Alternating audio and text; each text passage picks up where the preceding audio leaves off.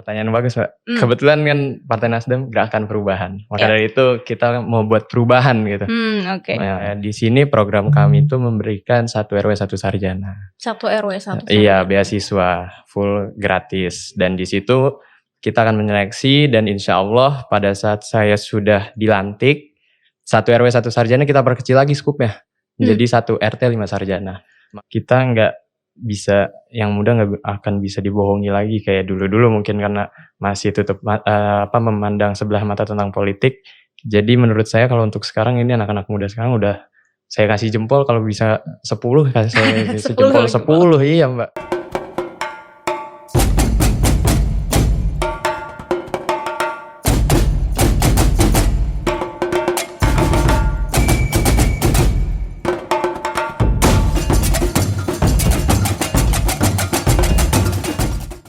Halo Sobat Forum, kembali lagi di Forum Caleg Bicara bersama saya Puspita Chandra Dewi.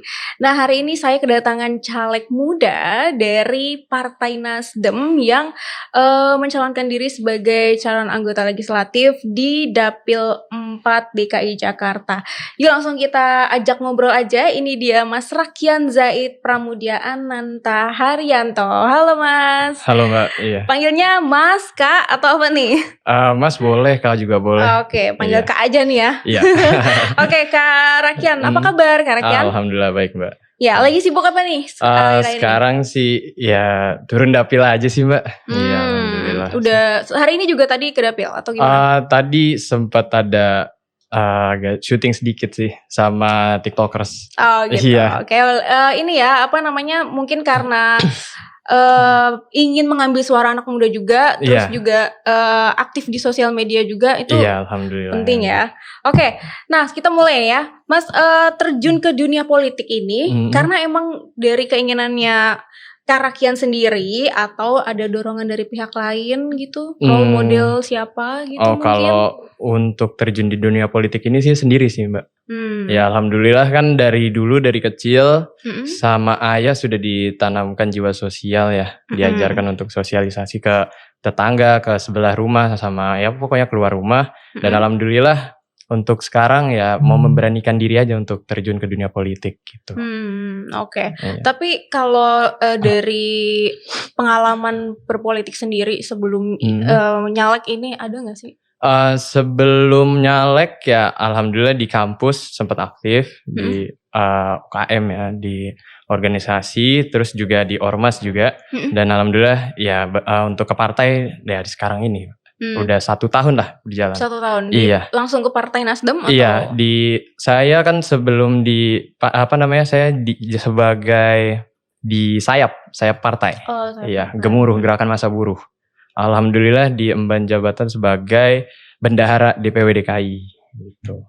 Oke. Iya. Nah, terus ini masih muda banget nih Mas Rakian untuk terjun ke dunia politik, terus juga mungkin di pengalaman berpolitik praktis nih di partai sendiri gitu. Untuk pencalekan sendiri juga itu yang mungkin kayak mentoring gitu siapa? Ada sendiri nggak sih Mas atau belajar dari otodidak gitu? Otodidak sendiri? Enggak sih. Sebenarnya saya belajar dari ayah saya sih, Mbak. Sebagai role model. Selain itu juga ada beberapa mungkin ya kalau bisa nanti ya dikata nggak apa-apa sih, tapi terserah sih Mbaknya ya. Itu saya ngeliat Soeharto sih, Pak Harto ya. Dan alhamdulillah juga Bapak role model saya juga sangat melihat Pak Harto untuk politik gitu, Mbak. Iya. Kalau alasan untuk nyalek di dapilnya Mas sendiri, dapil 4 itu daerahnya mana gitu? Matraman, Pulau Gadung, Cakung. Nah, alhamdulillah kan besarnya juga di situ, Mbak. Gitu. Iya. Oke, nah berarti salah satu alasan untuk nyalek di dapil itu karena itu atau ada hal lain juga? Nggak ada hal lain sih, cuman ingin membantu masyarakat yang ada di dapil 4, terutama kan kita masih muda, belum ada nih wadah untuk anak muda di dapil 4. Apalagi dapil 4 Jakarta Timur kan dibilangnya ya ada labelnya sendiri lah. Ya maka dari itu ya kenapa enggak kita sebagai percontohan anak muda mau maju berpolitik dan membuat perubahan gitu. Oke. Lalu kenapa akhirnya memilih Partai Nasdem untuk menjadi rumahnya Kak Rakian berpolitik? Ya, itu pertanyaan bagus, Mbak. Kebetulan kan Partai Nasdem Gerakan Perubahan. Maka dari itu kita mau buat perubahan gitu. Oke. Nah, mungkin itu sih, Mbak. Kalau ngelihat di daerahnya Mas Rakyan sendiri, apa yang perlu dilakukan gitu untuk memberdayakan mungkin anak-anak mudanya, atau ada beberapa gagasan sendiri gitu dari Mas Rakyan kalau misalnya nanti Mas Rakyan duduk nih di DPRD. Untuk anak muda mungkin karena kita melihat Dapil 4 ya, kita melihat Dapil 4 itu untuk pendidikan tuh masih kurang gitu.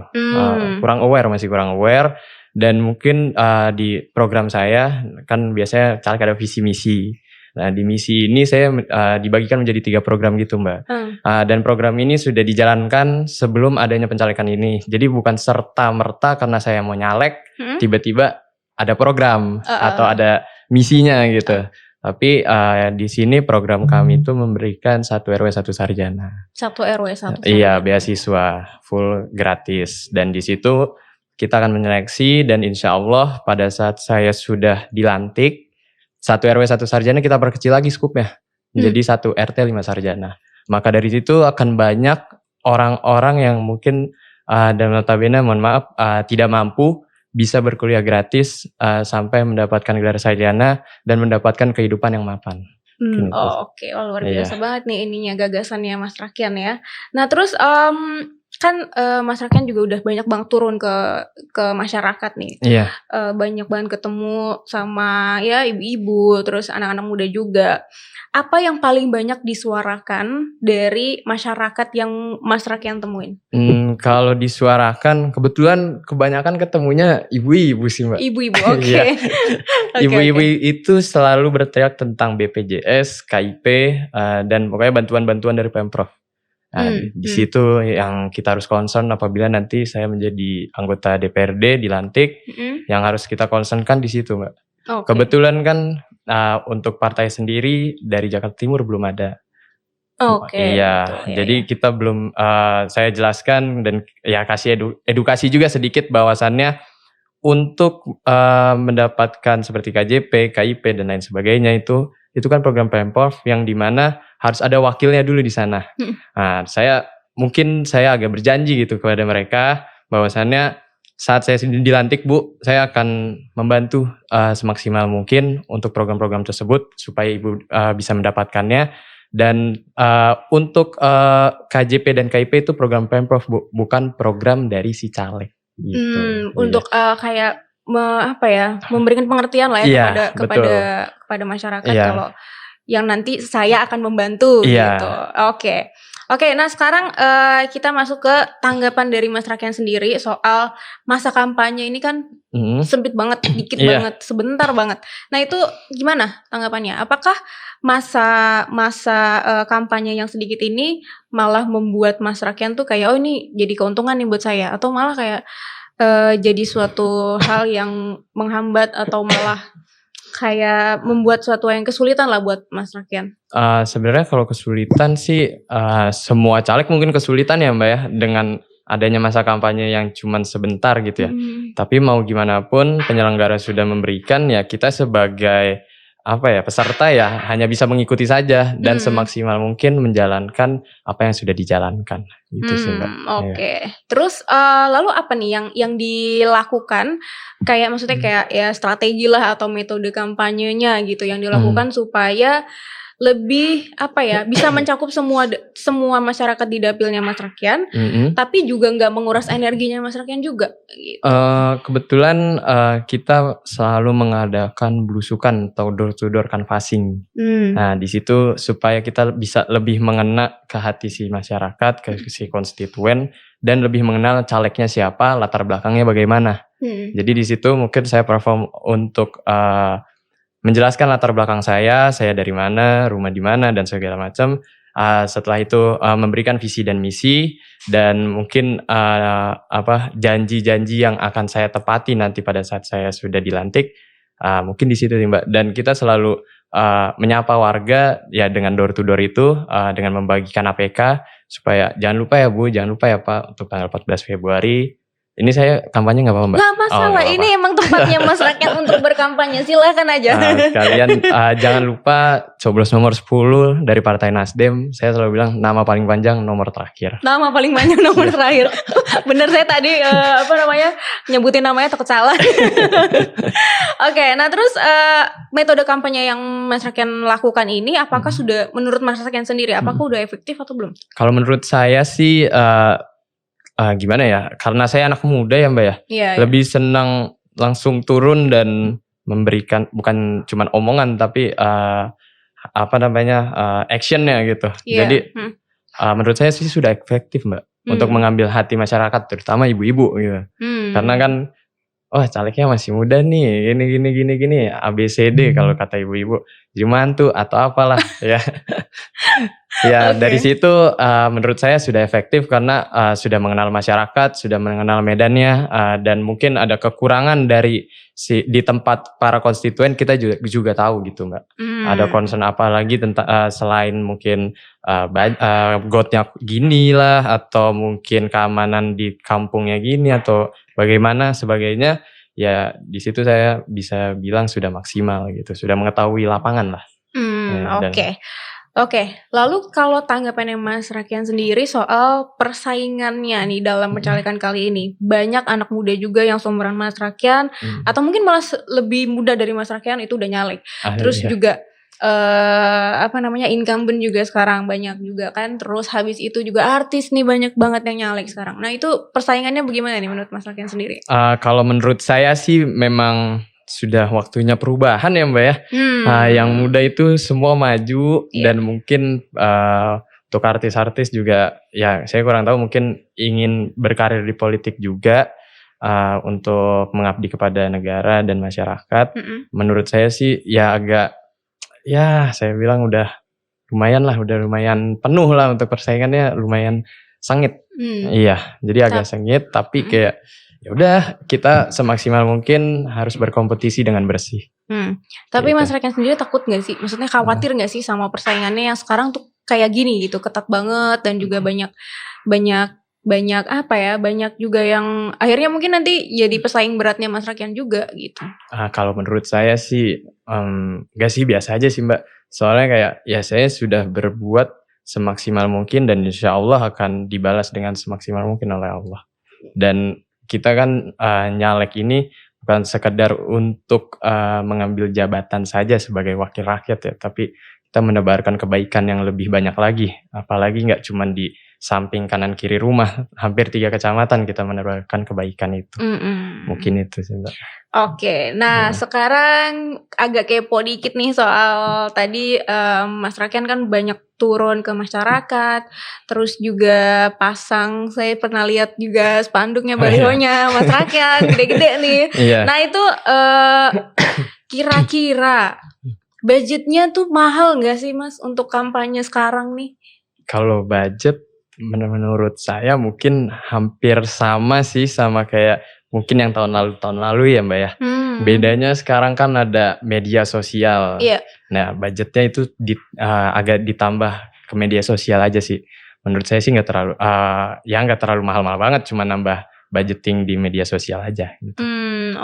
Nah terus mungkin banyak anak muda yang kayak Mas Rakyat ini belum ada kepikiran untuk kayak ya menjadi wakil rakyat gitu, untuk nyalek gitu kan. Salah satunya adalah kendala itu tadi budget. Gitu mungkin. Kalau menurut Mas Rakyat sendiri, apakah itu bisa menjadi suatu hal yang menghambat anak muda untuk bisa menjadi caleg gitu? Menurut saya sih enggak Mbak. Asalkan ada kemauan dan mereka bisa istilahnya kalau anak muda ya, buktinya dulu, nggak janji doang, itu menurut saya bisa. Yang penting actionnya dulu, bahwasannya kita muda, kita bisa berbuat kebaikan sebesar mungkin untuk masyarakat, pengabdian untuk masyarakat. Seperti contohnya kalau kuliah ya ada pengabdian masyarakat, ya mungkin menurut saya bisa tanpa adanya budgeting uang itu. Menurut saya sih bisa, Mbak. Iya. Oke. Nah, kalau dari Mas Rakian sendiri ngelihat kayak antusias dari anak-anak muda sekarang yang udah apa ya, banyak yang nyalek, terus juga banyak yang mulai aware gitu sama soal dunia politik di Indonesia sekarang gitu. Banyak yang mengeluarkan pendapat-pendapatnya dan lain-lain sebagainya. Bagaimana nih pandangannya Mas Rakian sendiri soal itu? Soal Menurut itu. saya udah bagus sih, Mbak. Karena kita nggak bisa, yang muda nggak akan bisa dibohongi lagi kayak dulu-dulu mungkin karena masih tutup memandang sebelah mata tentang politik. Jadi menurut saya kalau untuk sekarang ini anak-anak muda sekarang udah saya kasih jempol, kalau bisa 10 kasih saya jempol 10, iya Mbak. Karena udah lebih aware dengan politik dan mau berkontribusi dengan politik juga, masuk ke dunia politik seperti itu Mbak. Jadi nggak asal-asal sedikit nih ya gitu. Apa tuh maksudnya? Apa nih? Nah Mas Rakian sendiri main nggak kayak gitu? Itu apa tuh Mbak? Saya juga kurang tahu. Main nggak kayak gitu? Mungkin anak orang-orang lapangan ya, saya kurang tahu. Oke. Nah kalau Mas Rakian sendiri kalau lagi turun ke dapil nih, ada ibu-ibu yang misalnya nanya, ininya mana Mas sembakonya gitu, atau ininya mana Mas gitu. Apa nih jawabannya Mas Rakian? Kalau saya, maaf ya Bu, kita nggak main money politik, tapi kita bermain dengan gagasan dan kita bermain dengan action Bu. Kalau Ibu mau membuktikan bahwasannya saya tidak janji, Ibu ikut aja program saya. Gitu. Karena kan program saya itu ada 3, yang pertama di pendidikan, kedua di ekonomi, dan yang ketiga itu di sosial Mbak. Untuk yang di ekonomi itu saya memberikan sertifikasi halal gratis dan NIB secara gratis. Untuk pelaku usaha kayak UMKM gitu? Iya, terutama untuk UMKM mikro dan kecil. Wah, luar biasa. Berarti emang basicnya pengusaha juga atau gimana nih Mas? Alhamdulillah ya, pengusaha juga. Oh gitu. Iya, jadi udah ngerasain. Apalagi kasihan ibu-ibu kan, berjualan, terus juga nantinya kan Kementerian Agama mewajibkan harus adanya sertifikasi halal di Oktober 2024. Jadi kenapa nggak kita bantu aja yang ibu-ibu kan? Sama aja kita kayak ngeliat ibu sendiri aja, masa nggak mau bantu ibu-ibu yang lain gitu. Siap. Lalu tanggapan dari Mas Rakian sendiri soal tadi kita kan ngomongin money politik nih, yang mungkin caleg-caleg yang masih menggunakan itu. Gimana nih tanggapannya? Tanggapan saya, jangan ini deh, kasihan lah untuk negara, kan negara udah kayak gini. Masa masih mau sih untuk rakyat bawa aspirasi rakyat, nggak mau. Apalagi nanti 5 tahun mikirnya balik modal. Kalau nggak balik modal gimana? Kasihan juga kan. Mending ya udah kita membawa aspirasi rakyat, bawa semua janji-janji yang sudah dijanjikan dan tepati janji itu aja. Dan semaksimal mungkin menebarkan kebaikan untuk nanti di akhir. Mungkin itu sih Mbak. Oke. Kita minum dulu kali ya Mas Rakian ya. Ini kita udah banyak bicara.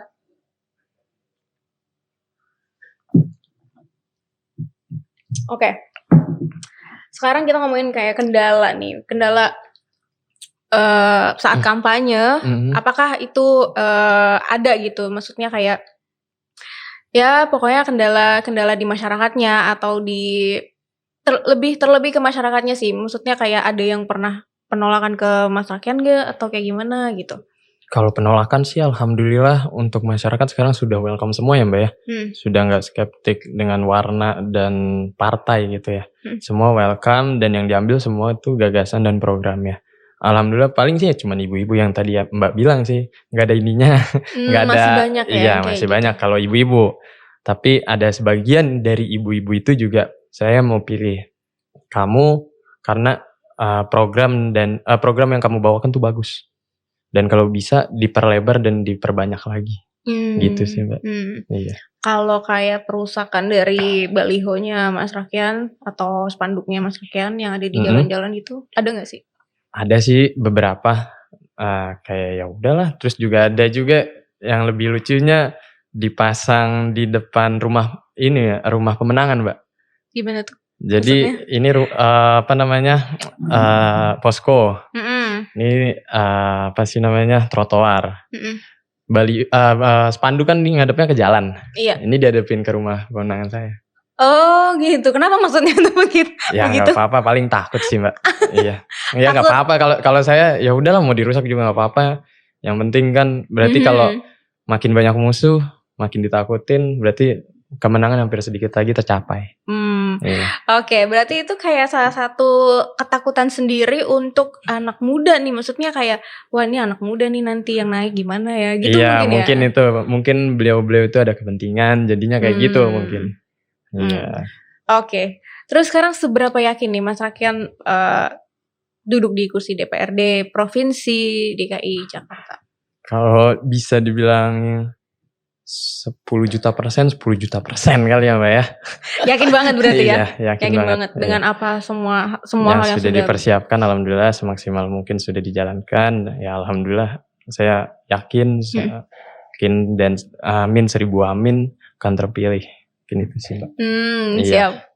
Oke, terus sekarang ada gak sih kayak apa ya, pesan nih buat anak-anak muda nih sekarang yang ada di Indonesia mungkin yang ya mungkin masih kayak maju mundur nih untuk masuk ke dunia politik, untuk ikut andil di dunia politik dan lain sebagainya, untuk meyakinkan lah kalau di dunia politik itu nggak semenakutkan itu loh, nggak seseram itu loh. Gimana nih Mas Rakian sendiri? Kalau menurut saya pesan untuk anak muda, berbuat aja dulu, maju dulu, jangan mundur dan jangan takut untuk berbuat baik. Bahwasannya politik gak akan membunuhmu kok. Gimana tuh maksudnya? Politik tidak akan membunuhmu tuh gimana tuh? Ya kalau kita lihat kan, kalau kata orang-orang politik bagaimana caranya untuk mendapatkan kemenangan. Tapi ya bagaimana caranya kita mendapatkan kemenangan dengan cara yang baik dan terhormat. Mungkin itu sih Mbak. Oke. Iya. Terus sekarang kalau misalnya ada anak muda yang kepikiran nih 5 tahun ke depan mungkin akan andil di dunia politik mungkin, terus nyalek seperti Mas Rakian, apa modal awal nih yang harus dimiliki sama mereka gitu? Bukan ya di luar dari budget nominal yang ada nominal gitu. Apa nih modalnya? Modal yang pertama modal keberanian. Modal keberanian dan modal mau berbuat dan mewakafkan, mungkin kalau kita bilang sih mendedikasikan waktunya untuk masyarakat sepenuhnya, dan modal bahwasannya nih untuk anak muda kan lu bawa janji lu harus tepatin bro. Gitu. Oke. Selain itu kalau tadi Mas Rakian apakah turun di dapil sendiri itu adalah salah satu hal yang bisa memudahkan mereka nih untuk maju ke kursi legislatif? Ya, turun di dapil sendiri ya. Istilahnya akamsi lah ya. Akamsi, ya. Kalau untuk akamsi malah lebih bagus. Malah kenapa enggak lu berbuat untuk tempat kelahiran lu bro, daripada lu harus lompat-lompat ke tempat lain, cuman istilahnya nyari portofolio, tapi lu bisa berbuat lebih baik lagi untuk dapil lu sendiri. Kenapa enggak gitu. Oke. Terus sekarang untuk pesan dari Mas Rakian sendiri buat para pemilihnya di dapil 4. Silakan. Kameranya sebelah sini. Oh iya, sini. Pesan saya jangan lupa tanggal 14 Februari gunakan hak suara kalian. Cuman 5 menit lah, apalagi yang muda jangan ngantuk, jangan kesiangan, 5 menit doang ke TPS dan cari pilihanmu yang sesuai kata hatimu aja. Jangan semua gara-gara apa nih? Gini ya. Iya gini ya. Jangan semua karena uang. Lihat dulu latar belakangnya, pelajari dan lihat gagasannya dan apa yang telah diperbuat oleh si caleg ini. Dan kalau bisa sesuai kata hati aja. Mungkin itu sih Mbak. Kalau bisa pilih nomor 10 Partai Nasdem, nama paling panjang, paling bawah. Siap. Rakian Zaid Pramudiananta Haryanto. Oke. Wah, oke, terima kasih nih Mas Rakian udah mau berbagi dengan Sobat Forum di rumah soal gagasan-gagasannya juga, soal pikirannya juga, soal tentang pencalekannya Mas Rakyan juga. Semoga aja usaha-usaha Mas Rakyan membuahkan hasil yang bagus dan juga diperlancar semuanya sampai dengan tanggal 14 Februari nanti. Amin. Oke, semuanya Sobat Forum, jangan lupa terus nonton Forum Caleg Bicara bersama dengan narasumber-narasumber lainnya, caleg-caleg lainnya yang akan berkampanye di sini di episode berikutnya. Jangan lupa like, subscribe, komen, dan share ke Sobat Forum semuanya. Sampai jumpa.